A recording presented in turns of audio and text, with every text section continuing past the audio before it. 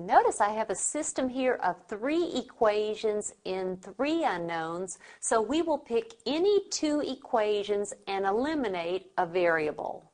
Now I'll pick equation 1 and equation 2 because I notice that if I simply add those 2 equations, I notice the y's will subtract out. So I'm adding equation 1 and 2. And watch what happens. 2x plus basically 0 is 2x. Negative 3y plus 3y, that term subtracts out, and then plus 2z is equal to 4 plus 2, or 6. So that's equation 1 plus equation 2.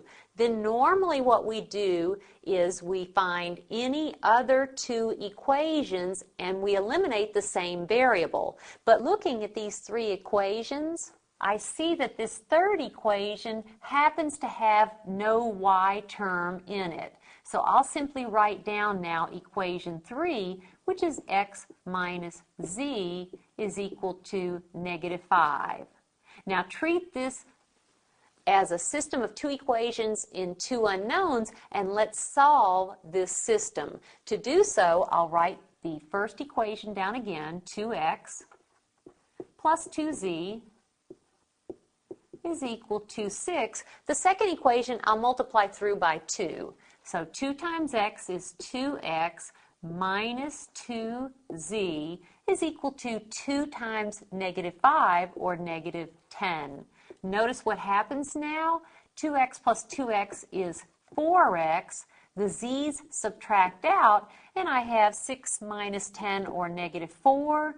And if I divide both sides by 4, I'll have that x is negative 1. So I have an x value. It looks like we have one ordered triple solution. The x value is 1. How can we find the corresponding z value? Pick an equation in x's and z's only. I'll go ahead and pick equation 3. Since x is negative 1 minus z is equal to negative 5, I can solve this equation for z. So I'll have negative z is negative 5 plus 1, or negative 4, and if I solve for z, z is 4. So I know z is 4, and how do you think we can find y?